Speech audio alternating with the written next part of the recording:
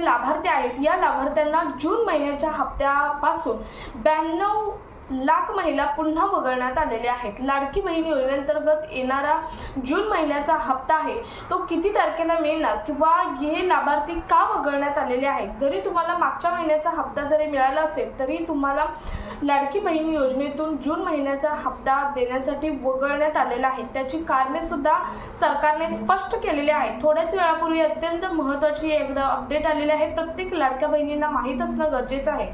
त्यामुळे हा व्हिडिओ प्रत्येक लाभार्थ्यांपर्यंत शेअर करा। चॅनलवर पहिल्यांदा आला असेल तर अशाच महत्त्वाच्या अपडेट्ससाठी चॅनल सबस्क्राईब करायला मात्र विसरू नका। तर नमस्कार, मी पूनम आणि तुम्ही पाहताय पुन्हा एक नवीन अपडेट।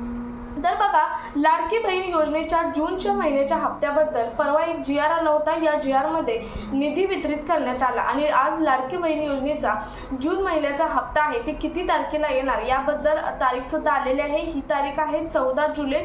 14 जुलैला लाडकी बहीण योजनेचा जून महिन्याचा हप्ता महिलांच्या खात्यामध्ये जमा होणार आहे, परंतु यामधून जवळजवळ 90 ते 92 लाख महिला पुन्हा वगळण्यात आलेल्या आहेत। याचं कारण असं आहे की लाडकी बहीण योजनेअंतर्गत येणारे जे लाभार्थी आहेत त्यांची KYC मागच्या वर्षी 2025 जूनमध्ये करायला सांगितली होती, तेव्हा बऱ्याच महिलांची KYC ही झालेली नाही किंवा काही महिलांची KYC होऊन सुद्धा त्यांना वगळण्यात आलेलं होतं।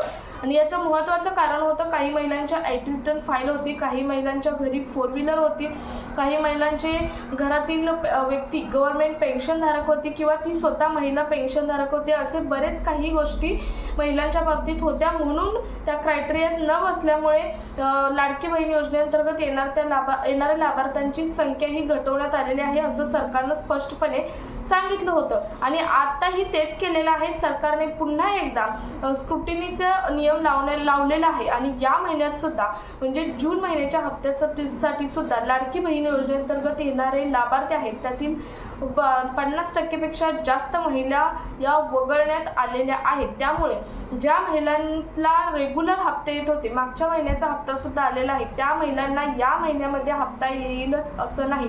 शिवाय ज्या महिलांचं वय 65 वर्षापेक्षा वरती झालेलं आहे, अगोदर त्यांना लाभ मिळत होता, ज्यांचं वय 64 असेल त्यापेक्षा कमी असेल, परंतु आता ते वय 65 झालेलं आहे, त्यांनी 65 क्रॉस केलं असेल तर त्या महिलांना सुद्धा हप्ता हा बंद केलेला आहे।